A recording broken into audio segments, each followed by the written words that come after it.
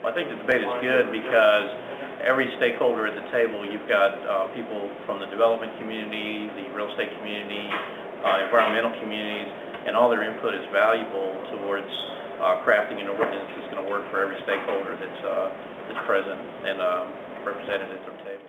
Well, there really isn't an established goal. The city is working towards getting agreement by the stakeholders that we work towards a 40% tree canopy cover. We're already at, according to the American Forest Study, a 38% canopy.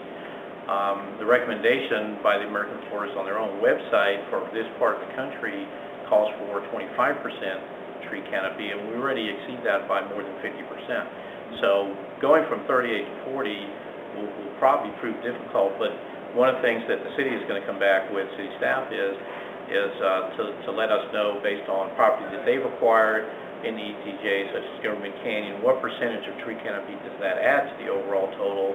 And then once we understand that information, we can work towards what the development community will have to do from a planning standpoint, as well as the city having to do planning when right-of-ways are extended, new roadways, things like that. So it's a combination of several different entities, the city, the development community, and property that's been acquired by the city that cannot be developed, such as Government Canyon.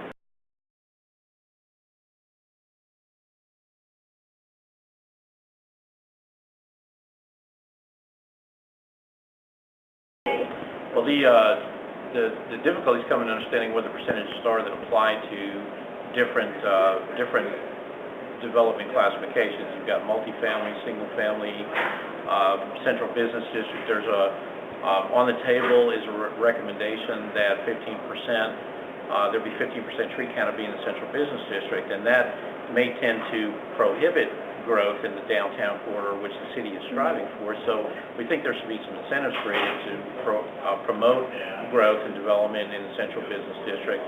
And requiring a certain percentage of tree planting may be difficult to obtain when you're dealing with an urban tract of land. So there's things like that we need to have a better understanding of and work with city on to come up with percentages that apply to every development category.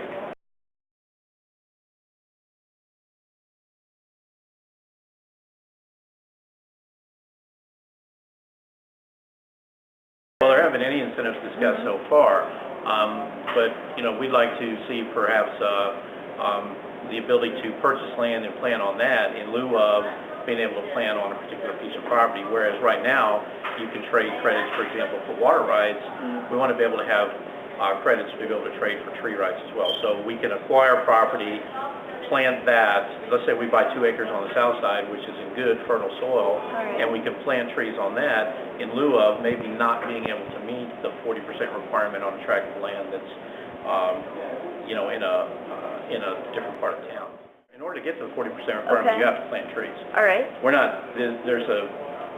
We're moving from a tree preservation ordinance to a tree planting ordinance or a tree canopy ordinance.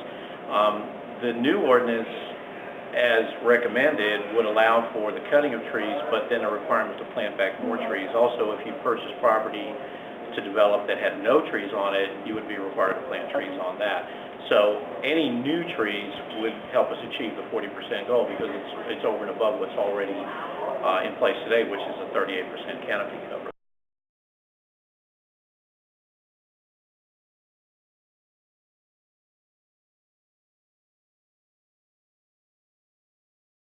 And so we want to try to preserve as much cover as possible. We're not looking to just be able to clear cut areas, but the other thing is that right now we have to classify every tree according to species and according to size, and that's very difficult.